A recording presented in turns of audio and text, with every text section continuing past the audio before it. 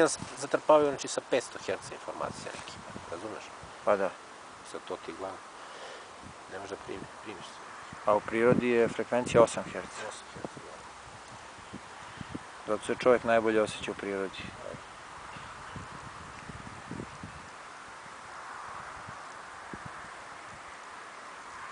A guraju ljude u gradove. Da, Iz kog razloga?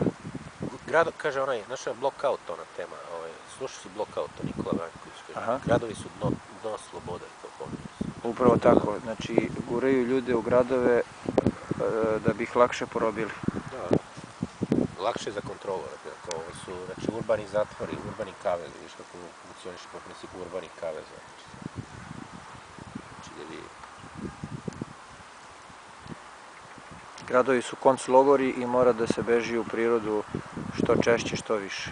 Ali da bi, znači, da bi ovi zapadnjaci, znači, zaposedali, znači, teritorije i da bi pravili fabrike, da bi, kojima bi mi, ovako, obični ljudi radili, znači, koji bi nas lakše porobljavali.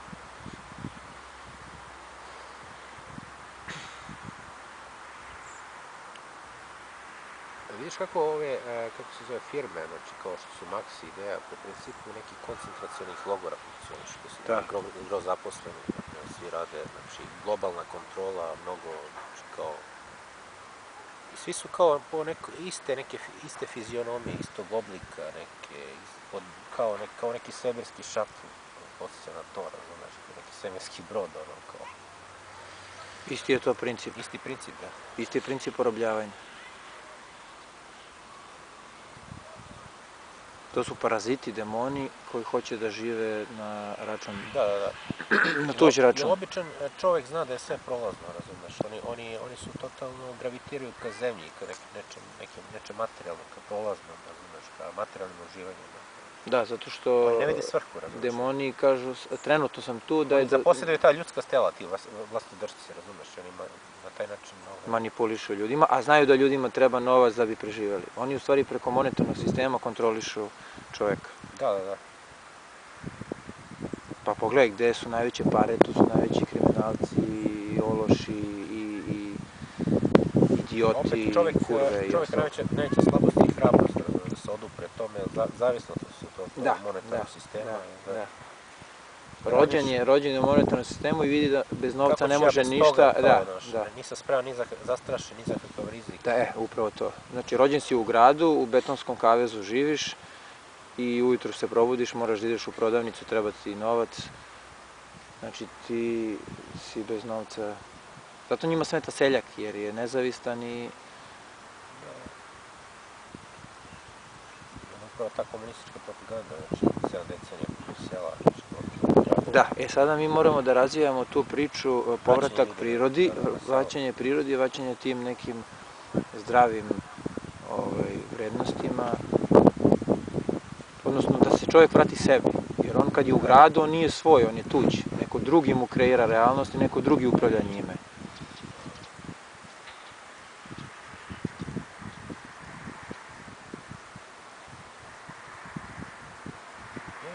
Ljudi nisu spremni za rizik, malo da se malo... Ima i toga. Da se skinu sa tih narkotika, masovnih programa, znači da vidiš kako smo svi u tom sistemu, u tom mehanizmu, znači mašine smenju svakodnevno. Ali to traži određenu žrtvu koju, nažalost, ljudi nisu spremni da podnesu. Da, u većini nisu. Ima pojedinaca koji načine taj rez i... Pa evo kao glava, baš pokušaju tome nešto.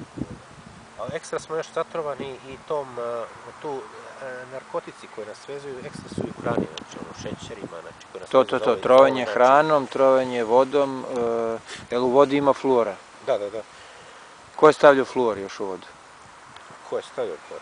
Čiji je to izum? To je kao šator za dezinfekciju vode. Da, a ko je to stavljao u istoriji? Što nisam baš... Nacisti. Da, u ogromnoj koncentraciji izazivao trovanje.